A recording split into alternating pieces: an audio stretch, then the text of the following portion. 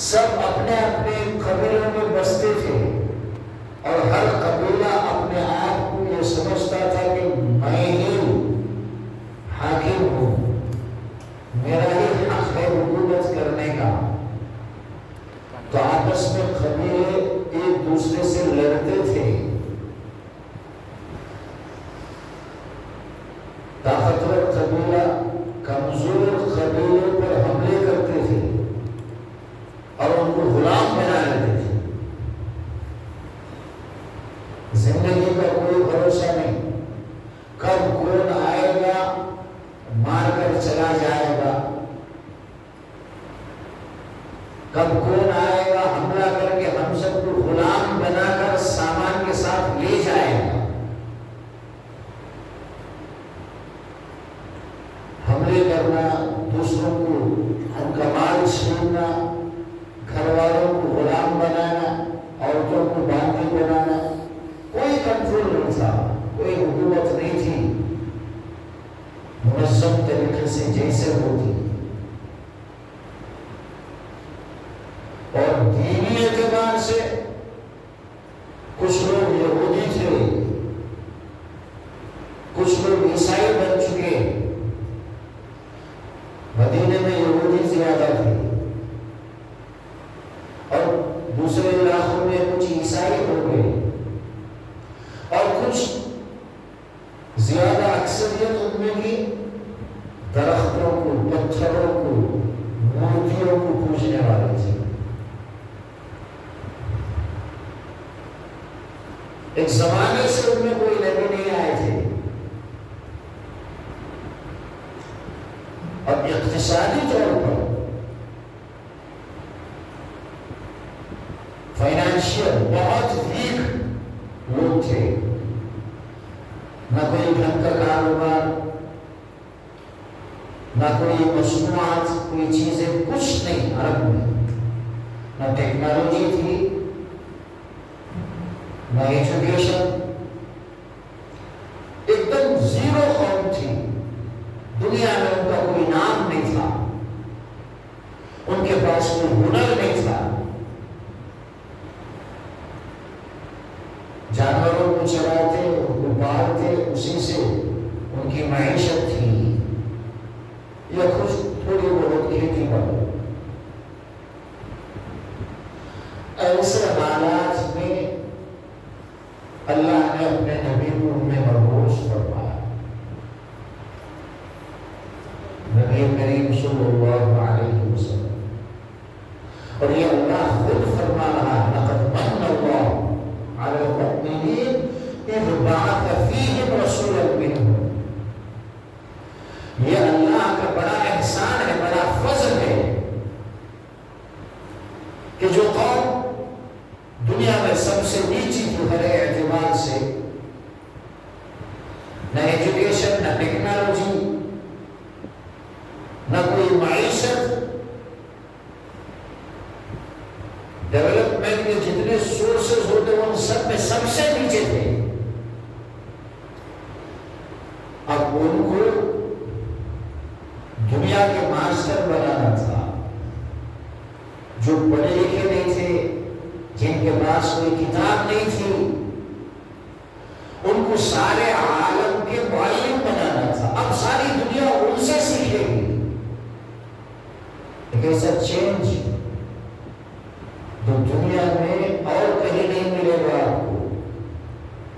کل تک جو لکھنا پڑھنا بھی نہیں جانتے تھے، جن کے پاس کوئی علم و ہنر نہیں تھا،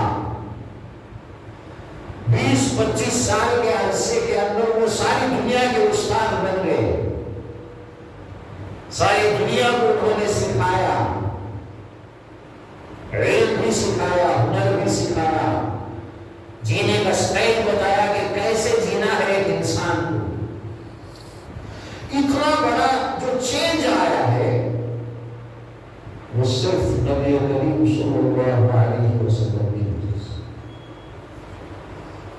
قرآن مجید کی وجہ سے۔ نیچے سے آسمان تک اٹھایا اللہ تبارک و تعالی۔ اس وقت کی ساری دنیا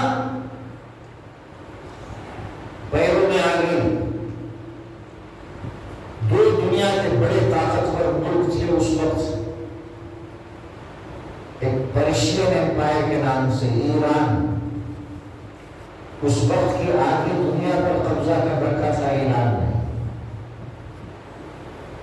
और रोमन एम्पायर के नाम से जो आजकल के यूरोप वगैरह है, ये दो बड़ी कौमें थी। सारी दुनिया इन दो कौमों में बटी हुई थी। ये कहीं कोई चीज मुल्क देख लेते, इलाका देखते ही आपस में कब्जा कर लेते। लेकिन अरब के भी बहुत सारे इलाकों तक वो पहुंचे थे। ईरान पर्शियन जो ब्लॉक था उस वक्त, वो जो है इराक वगैरह ये सारे इलाकों पर काबिज था। और ये मुल्क शाम वगैरह ये रोमन एम्पायर के अंदर में थे। जो इलाके सरसब्ज किसी काम के होते हुए कब्जा कर लेते थे। लेकिन सऊदी अरब, जज़ीरतुल अरब उन्होंने भी टच नहीं किया था, इसलिए ये बेकार इलाका है। यहाँ जाएंगे, हमला करेंगे, क्या मिलेगा? कुछ मिलने वाला नहीं है। बुनियादी तरीके से, तरक्की से, डेवलपमेंट से सबसे जो नीचे था,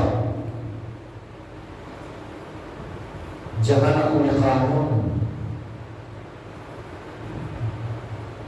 न कोई समाजी अक़दार, खाने पीने में तो जो मिलता खा लेते, जहां से भी आ जाए हमला करके चोरी से कैसे भी। और खाने में भी ये नहीं देखते कि हलाल हराम क्या खाना है क्या नहीं खाना है। मुर्दों को भी खा जाते थे। उस वक्त अरब का जो हाल है उसको आप पढ़ेंगे तो पता चलेगा कितनी गुमराही के अंदर वो लोग थे, कितने अंधेरे में वो लोग थे। नबी करीम सल्लल्लाहु अलैहि वसल्लम के मबरूस होने से पहले का जो टाइम है उसे कुरानी ज़बान में, हदीसों के अंदर जाहिलियत का जमाना कहा जाता है। ज़माना-ए जाहिलियत। ऐसे इलाके को, ऐसी कौम को सीधे रास्ते पर डालकर उनको सबसे ऊपर ले जाना था। जो लिखना पढ़ना नहीं जानते थे उनको सारी दुनिया का उस्ताद बनाना था। सहाबा में भी अक्सर पढ़ना लिखना नहीं जानते थे। जो अहादीस हम तक पहुंची है उन्होंने अपनी जबान से याद करके उसको हम तक पहुंचाया है।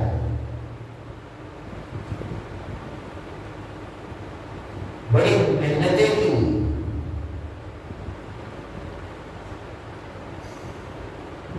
इमाम शाफी रहमतुल्लाह अलैह जब मदीना आए और मदीने में इमाम मालिक दर्स देते थे,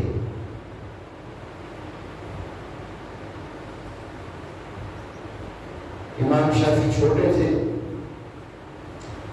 पहले दर्स में जब बैठकर वो हदीस सुन रहे थे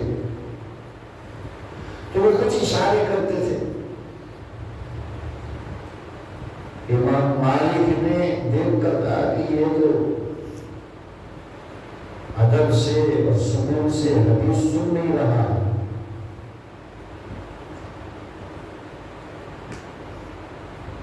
जब पूछा क्या कर रहे हो तो जवाब दिया कि आपकी जो बातें हैं उसको जब्त कर रहा हूं, अपने हिसाब से उसको नोट कर रहा हूं। पूछा अच्छा क्या नोट किया है, सुना कर बताओ। तो इमाम शाफी ने उस वक्त जितनी हदीसें उन्होंने बयान की थी सब उसी वक्त सुना दिया।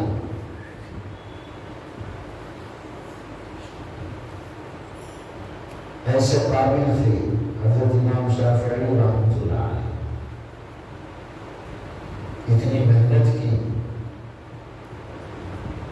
हजारों अहादीस लोग याद تھے اپنے سینے میں محفوظ کر لیتے تھے. آج ہمارے لیے چھوٹی چھوٹی دعاؤں کو یاد کرنا مشکل ہے. آپ اگر بخاری میں دیکھیں گے 7,000 سے بھی زیادہ حدیثیں ہیں اور ایک ایک حدیث میں 4 5 نام آتے ہیں. یہ حدیث ان کو کس نے سنائی, کس نے ان کو وہ حدیث پڑھائی, ان کے استاذ کون تھے, استاذ کے استاذ کون تھے. یہ جو پورا سلسلہ ہے, چین جو ہے روات کی اللہ کے نبی تک, ہر ایک حدیث کو نقل کرنے سے پہلے سارے اساتذہ کے نام وہ لیتے ہیں. یہ حدیث میرے فلاں استاد, ان سے لوگ اخیر میں اللہ کے نبی تک پہنچاتے تھے. 7,000 سے بھی زیادہ حدیثہ, 7 تقریباً 30,000 نام صرف بخاری کے اساتذہ کے ہیں ان کے, اور دوسری بھی کتابیں ہیں. آج ہم جب 10ویں میں تھے کون ہمارے پڑھاتے تھے وہ بھی یاد نہیں ہوا.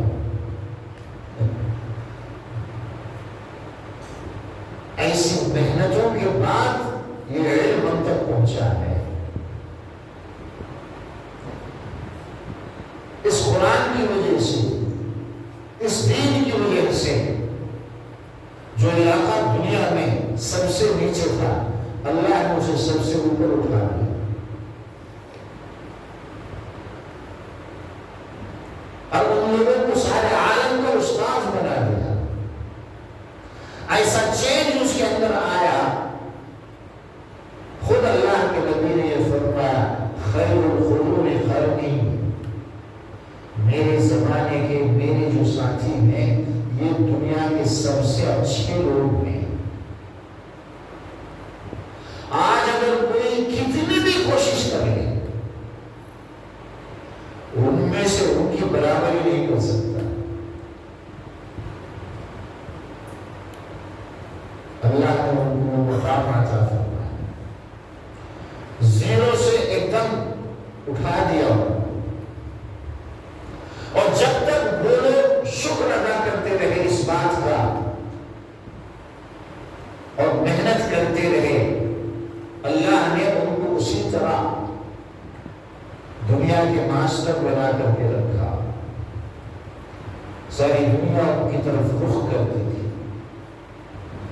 دین سیکھنے کے لیے, اچھی زندگی سیکھنے کے لیے ان کے پاس لوگ جاتے تھے.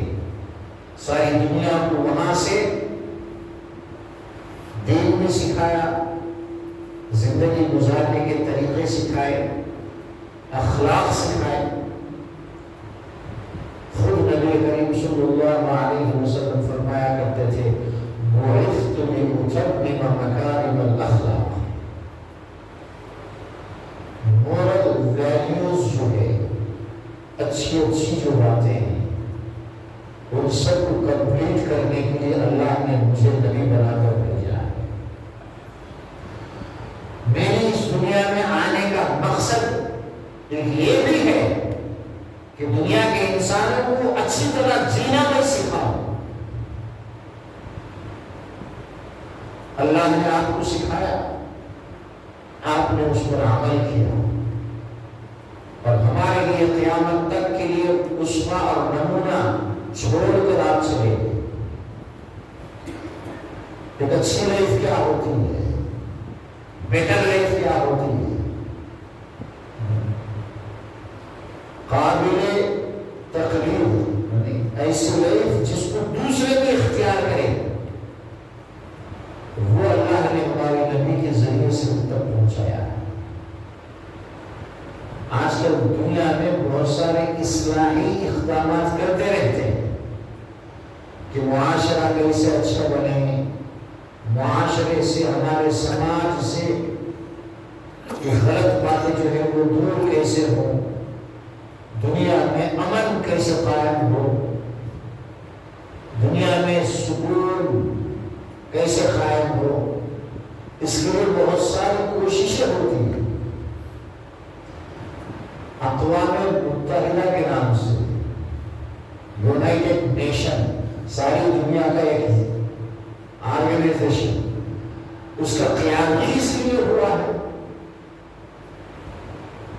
دوسری جو جنگ عظیم رینڈم پرپنچ یدھم، جس میں لاکھوں لوگ مارے گئے، جانوروں کی طرح ایک دوسرے کو قتل کر گئے، امریکہ نے جاپان پر جو بم برسایا لاکھوں لوگ مر گئے، ایٹم بم، پہلی بار ایسی وحشیت دنیا کے اندر ہوئی، اپنے مفاد کے لیے کسی کو بھی مار دو۔ یہ سب جب دنیا نے دیکھا تو دنیا کے بڑے لوگوں نے کہا کہ نہیں، ایسا نہیں، دنیا کو ایک لگام ڈالنے کی ضرورت ہے۔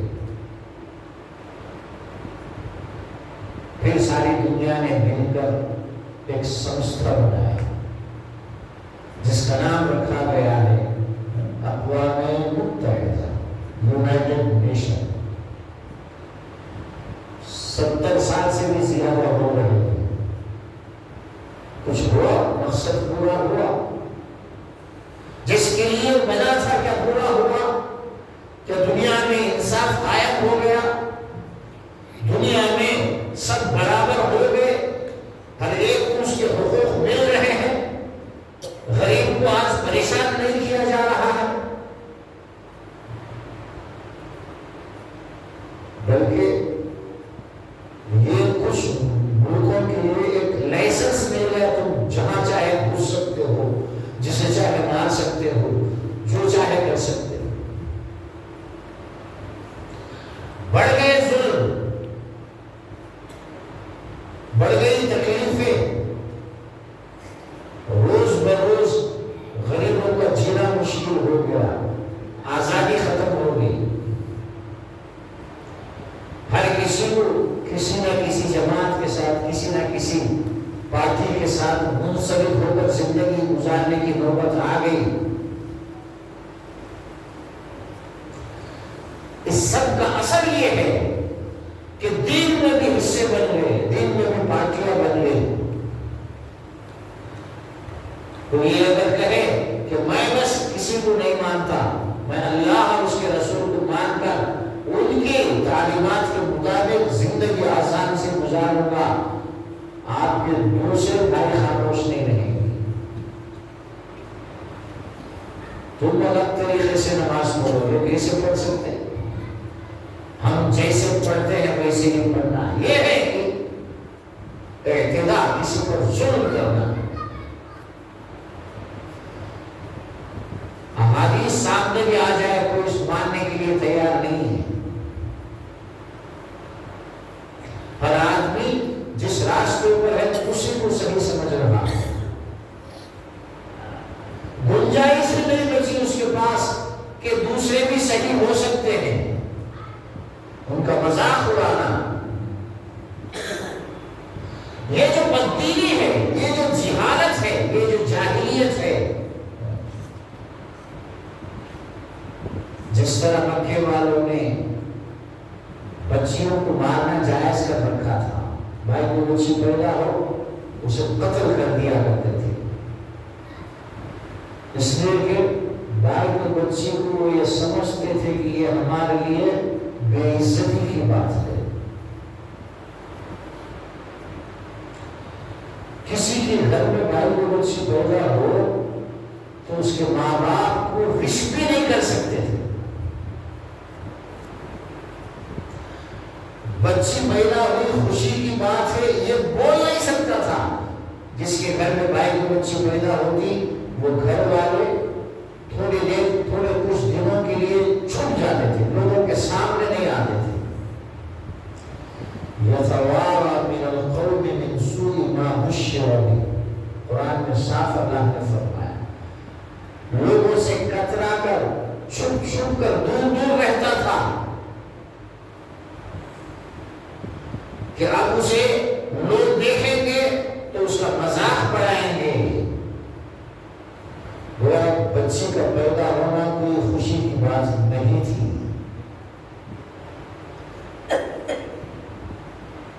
اللہ کے نبی نے اس کو اس طرح چینج کیا، بچیوں سے محبت کی، یہ سکھایا اس قوم کو کہ بیٹی اور بیٹا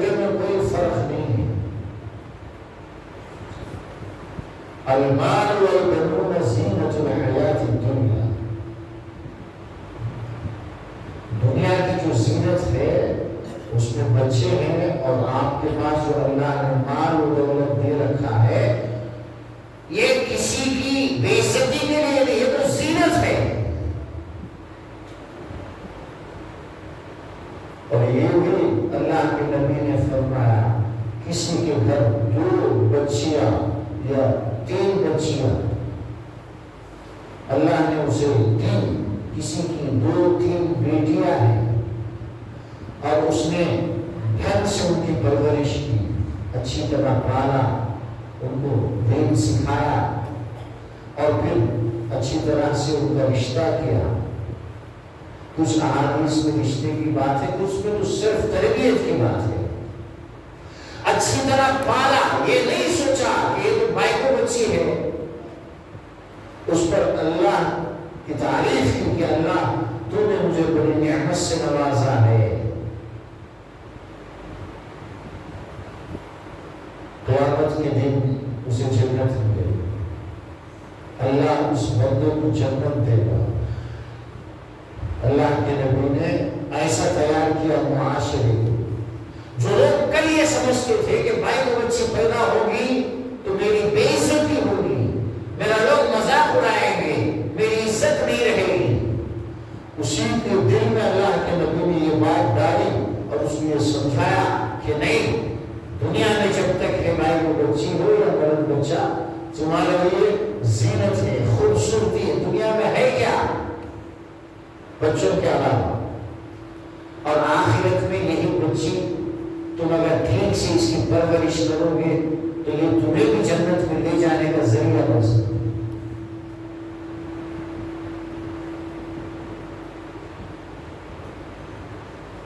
اللہ نے آپ کو 4 بیٹیاں سے محبت، چاروں سے آپ بڑی محبت کرتے تھے۔ حضرت فاطمہ ملنے کے لیے آتی تو اٹھ کر کھڑے ہوتے، آگے بڑھ کر استقبال کرتے، ویلکم کرتے، اور پھر ہاتھ پکڑ کر اس کو بوسہ دیتے اور اپنے ساتھ بٹھاتے۔ سکھایا کہ دنیا میں کیسے جینا ہے، بچوں کے ساتھ کیسے رہنا ہے۔ تعلیم اور سیویلائزیشن جس کا نام ہے، شروع کیا اللہ کے نبی نے، لوگوں کو ساری دنیا کو سکھایا۔ ایک سیویلائزڈ معاشرہ کیا ہوتا ہے، کیسے ہونا چاہیے، مدینے کی آپ تاریخ پڑھیں گے۔ اللہ کے نبی جب مدینے میں آئے تو مدینے میں کیسا تھا سماج، لوگ کیسے جیتے تھے، آپ اس کو پڑھیے۔ دنیا کی بیسٹ سیویلائزیشن ہے،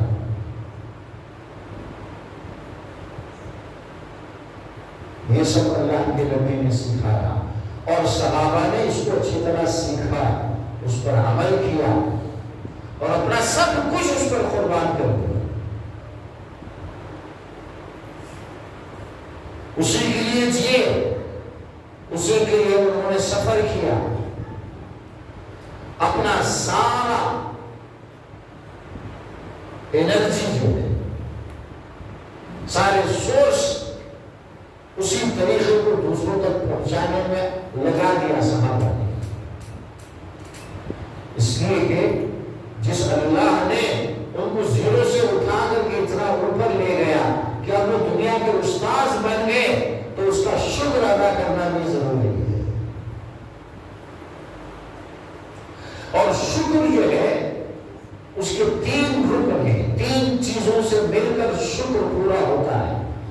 کسی کو کوئی آپ کا ہیلپ کرتا ہے تو اسے کہتے ہیں تھینک یو، انگلش میں دھنیہ واد، تیلگو میں بولتے ہیں، اور شکرن عربی کا لفظ ہے، اسی کو شکریہ ادا کرنا۔ لیکن اس میں تھوڑا سا تفصیل ہے، ہمارے دینی بھاشے کے اندر شکر کسے کہتے ہیں؟ لئن شکرتم لأزیدنکم، اللہ نے فرمایا اگر تم شکر ادا کرو گے تو اور زیادہ دوں گا۔ نعمتوں میں اضافہ ہوگا. جو بندہ اللہ کا شکر ادا کرتا ہے اسے اللہ اور نوازتا ہے. وَلَئِن كَفَرْتُمْ، اور اگر کوئی اللہ کا شکر ادا نہ کرے، اب شکر ادا نہیں کرے گا اس کا مطلب ہے کہ وہ کفر کرے گا. کفر کا مطلب نعمتوں کا انکار کرنا. اصل میں کفران نعمت، کسی کا احسان نہ ماننا. کیا کرو گیا ہو گیا ہوگا، اسے کفر کہتے ہیں. یہ شکر کا اپوزٹ ہے. شکر تو واجبات میں سے ہے. سب سے پہلے تو اللہ کا شکر یہ ہے کہ اس نے ہمیں زندگی دی، ہیلتھ سے نوازا اور ہماری ہر ضرورت کو پوری کر رہا ہے.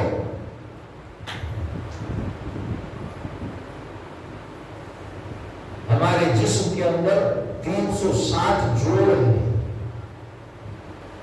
ہر جوڑ اگر پرفیکٹ رہے گا تو ہی آپ آسانی سے زندگی گزار سکتے ہیں. بیٹھنا، چلنا، بولنا، کچھ کرنا، یہ سارے جو جوڑ ہیں یہ ٹھیک ہو کے تبھی ہوگا. ان میں سے کوئی کچھ ہو جائے درد شروع ہو جائے گا، آدمی ہیلدی نہیں رہ سکتا. اور ہر جوڑ کو صحیح سالم رکھنے کا اللہ کا شکر ادا کرنا ہے.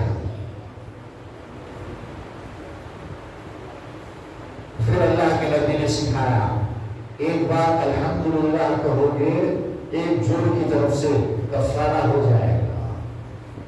ایک بار سبحان اللہ، ایک بار لا الہ الا اللہ، یہ سارے ان جوڑوں کی ہم شکر ادا کرتے ہیں اللہ کو یاد کر کے.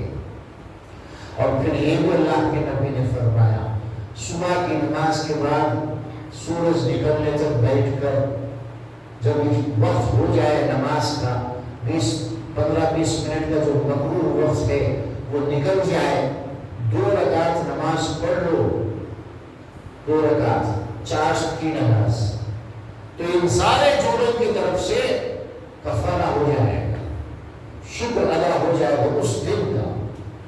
اللہ کے نبی نے سکھایا. اللہ نے اتنا ہمیں نوازا ہے، ہم ہر سانس میں اللہ کے محتاج ہیں کہ ہماری سانس اچھی طرح ہم لیتے رہے، اسے آکسیجن ملتا رہے. یہ اللہ کا احسان ہے. اب اس کا احسان چکانا، شکر ادا کرنا یہ بہت ضروری ہے. کیوں دیا اللہ نے؟ تاکہ ہم اس کا اعتراف کریں، اس کو مانیں. تو شکر جو ہے 3 چیزوں سے پورا ہوتا ہے. سب سے پہلا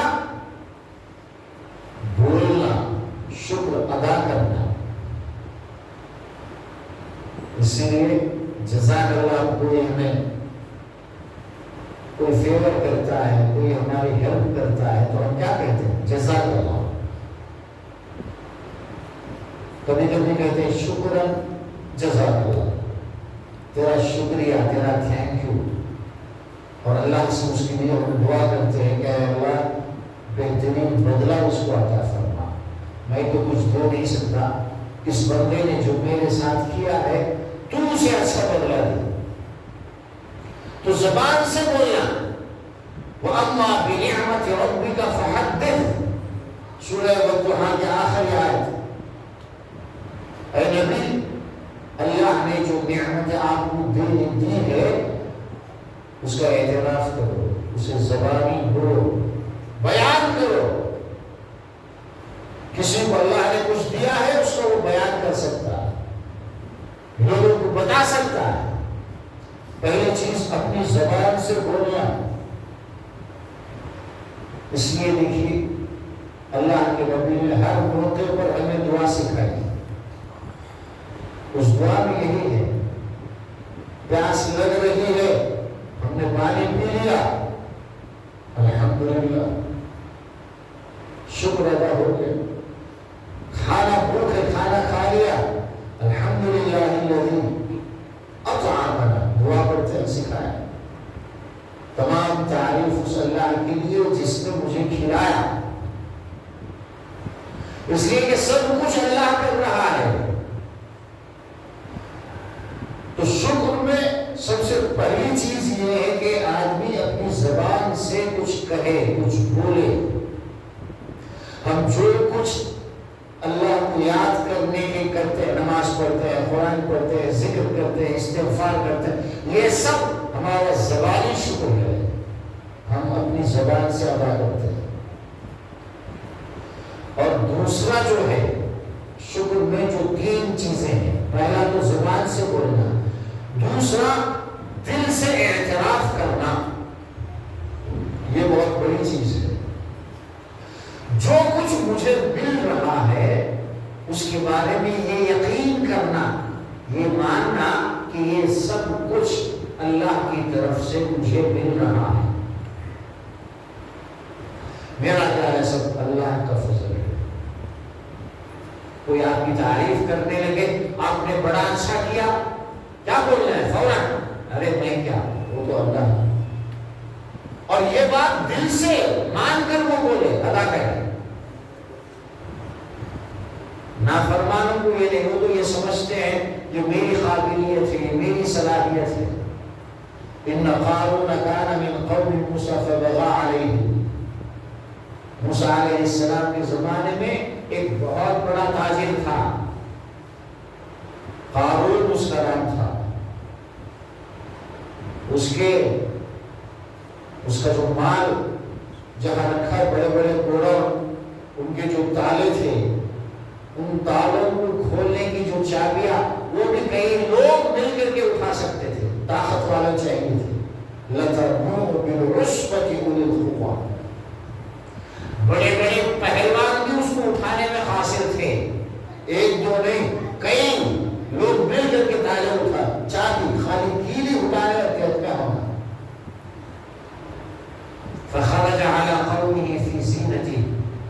کوئی ایسا دن تھا جس دن سب لوگ نکلتے ہیں، یہ شروع سے رہا ہے شو کرنا، کوئی خاص دن بن سور کر کے نکلنا. یہ جاہلی، یہ جو جہالت ہے یہ ہمیشہ رہی ہے.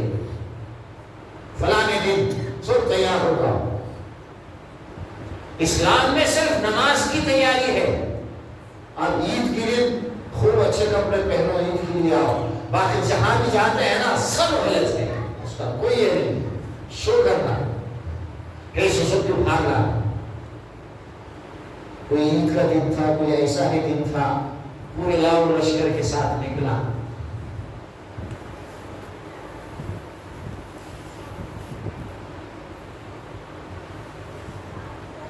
یا لیت لنا مثل ما اوتی قارون انہ لذو حظ عظیم.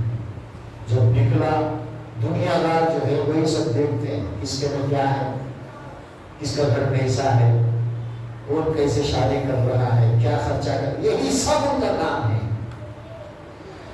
اسے بولنے میں 5 پیسے کا فائدہ ہے. ایک طرف سے جاری بھی ہو جائے گی کچھ غیبت، اور بولتے رہتا ہے انسان. 1-2 دن نہیں ہوتے سو گھنٹے کی روز تک بول لیتے سے مرتے، کیا بھی فائدہ. وہاں تو اسے نہیں کہا کتنا بڑا نصیب والا ہے، کیا کیا ہے اس میں.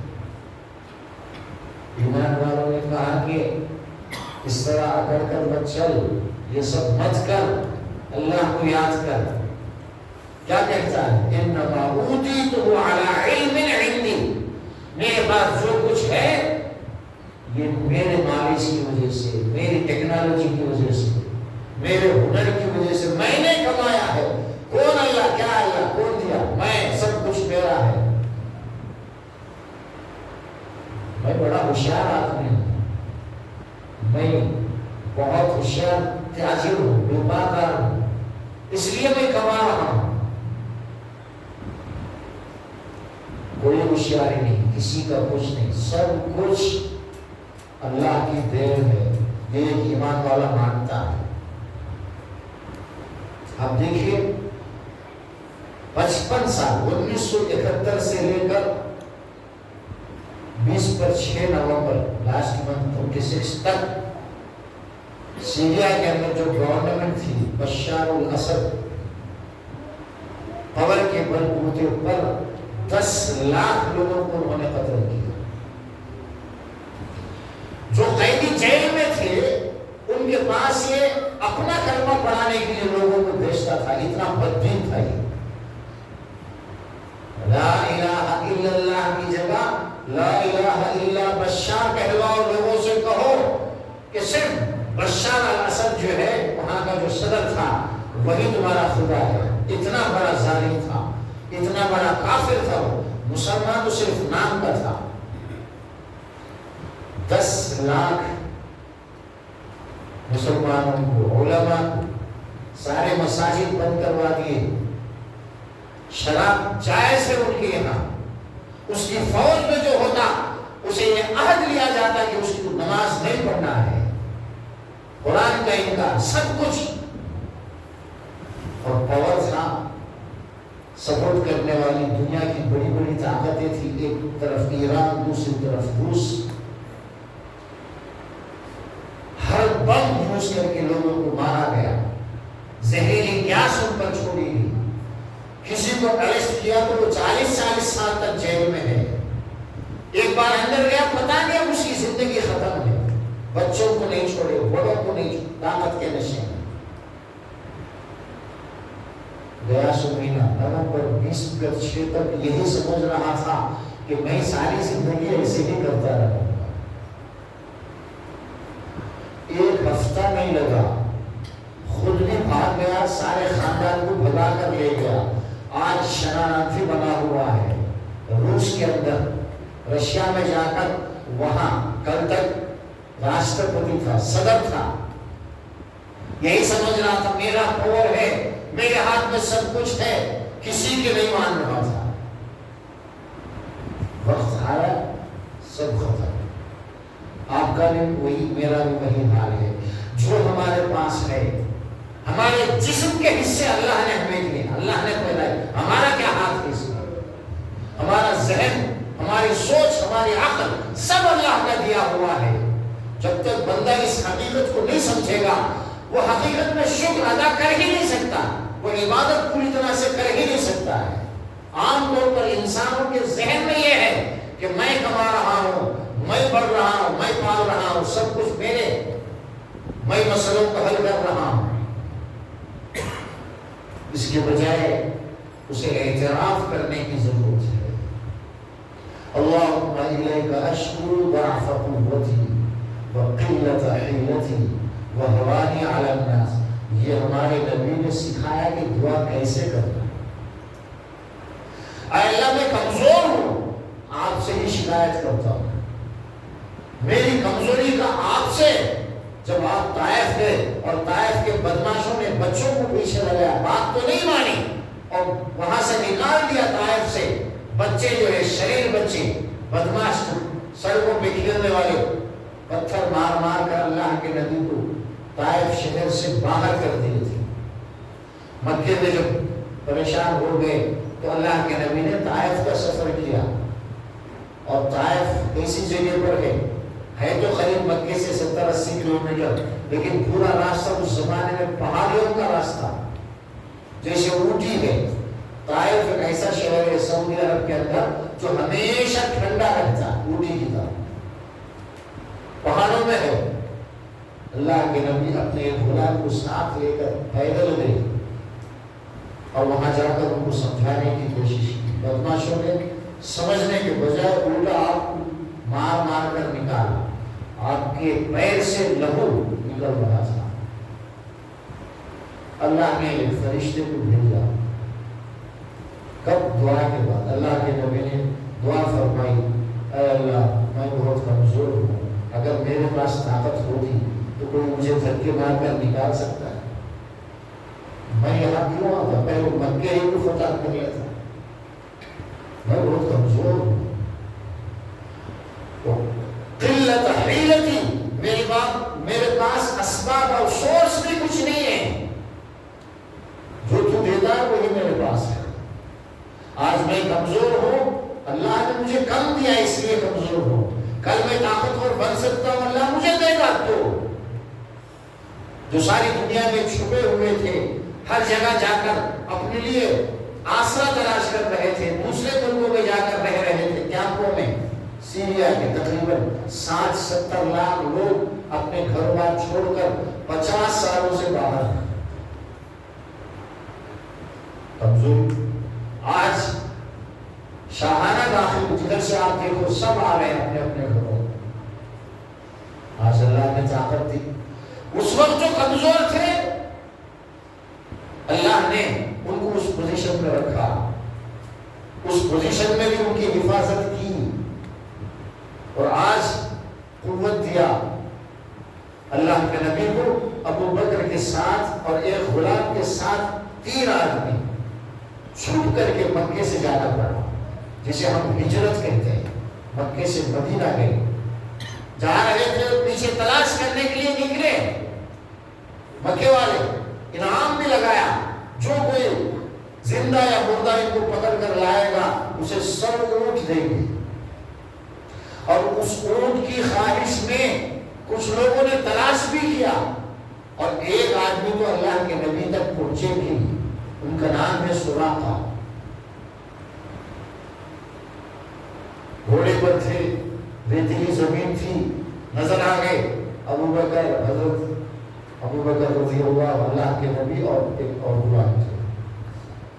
یہ تیزی سے گھوڑا بھگانے کی کوشش کیا، گھوڑے نے اس کو گرا دیا، پھر یہ اٹھتا ہے، پھر گرا دیتا، 3 مرتبہ جب یہ گرا، اسے سمجھ میں آ گیا کہ ان کو میں پکڑ نہیں سکتا ہوں، یہ اللہ کے خاص بندے ہیں، اگر میں زیادہ کوشش کروں گا ہلاک ہو جاؤں۔ دور سے پکارا کہ مجھے آپ امان دیجیے، یعنی کل کو اگر آپ مکہ فتح کر لیں، آپ شاہانہ داخل ہو، آپ کے اندر میں سارا علاقہ آ جائے، تو آپ چونکہ میں نے آج آپ کا پیچھا کیا ہے اس لیے آپ مجھے سزا نہیں دیں گے، مجھے معافی دیجیے۔ اللہ کے نبی نے معافی دی اور یہ بھی فرمایا کہ کسرا اس وقت کا جو بادشاہ ایران کا تھا، کسرا، قیصر و کسرا، رومن امپائر، کسرا کے کنگن تمہارے ہاتھ میں آ جائیں گے، بشارت دی اللہ کے نبی نے۔ اللہ کے نبی کا یقین اللہ کی ذات پر کتنا ہے آپ دیکھیے۔ اپنے گھر کے اندر صرف نہیں ہے، پریشانی ہے، لوگ کوشش میں ہیں کہ کسی طرح مار دیں، چھوڑ کر آپ جا رہے ہیں، مکہ چھوڑ کر جا رہے ہیں، کیوں؟ صرف نہیں، اور یقین کیا ہے کہ ایک دن مجھے یا میری امت کو اللہ تبارک و تعالی ساری دنیا پر غلبہ دے گا، اور اس کو وہ بشارت دے رہے ہیں۔ کسرا اور وہ غلبہ بھی بہت بعد نہیں، ان صحابی سے، بعد میں وہ صحابی بنے، ایمان لائے، ان سے آپ یہ فرما رہے ہیں کہ تجھے تیرے ہاتھوں میں ایران کے بادشاہ کے کنگن آئیں گے، تو پہنے گا۔ پھر بعد میں مکہ فتح ہوا، وہ صحابی بھی رہے انتظار میں، اللہ کے نبی کا انتقال ہو گیا، حضرت ابو بکر کا انتقال ہو گیا، حضرت عمر کے زمانے میں جب لاسٹ جو جنگ ہوئی اس میں قیصر کے وہ کنگن وغیرہ سارے آئے مال غنیمت میں، حضرت عمر نے اعلان کیا کہ وہ سراقہ کہاں ہیں، بوڑھے ہو چکے تھے، ان کو بلایا گیا، ان کو کنگن حوالے کیے گئے۔ وہ فرما مجھے یقین تھا کہ میری موت جب تک نہیں آئے گی، جب تک کہ یہ کنگن میں اپنے ہاتھوں میں نہیں پہنوں گا۔ یہ ہمارے نبی کی بات ہے صلی اللہ علیہ وسلم۔ تو شکر کا دوسرا یہ ہے کہ آدمی اعتراف کرے کہ جو کچھ اس کے پاس ہے وہ اللہ کا دیا ہوا ہے۔ جب تک یہ اعتراف نہیں ہوگا اس کے دل میں، وہ اس کو پورا بھی نہیں کر سکتا۔ اب اللہ نے ہمیں نعمتوں سے نوازا، اتنی نعمتیں ہیں، ہم بولتے بھی ہیں، ہمیں اعتراف بھی ہے، تو اس کے مطابق زندگی بھی گزارنا ہے۔ اللہ نے جب اتنا دیا ہے تو ہمیں بھی کچھ کرنا ہے۔ اللہ تبارک و تعالی ہمیں دین کی صحیح سمجھ عطا فرمائے۔ اللہ نے ہمیں جو دیا ہے نوازا ہے ان سب نعمتوں کا شکر ادا کرنے کے اللہ ہم سب کو توفیق دے۔ سبحان اللہ۔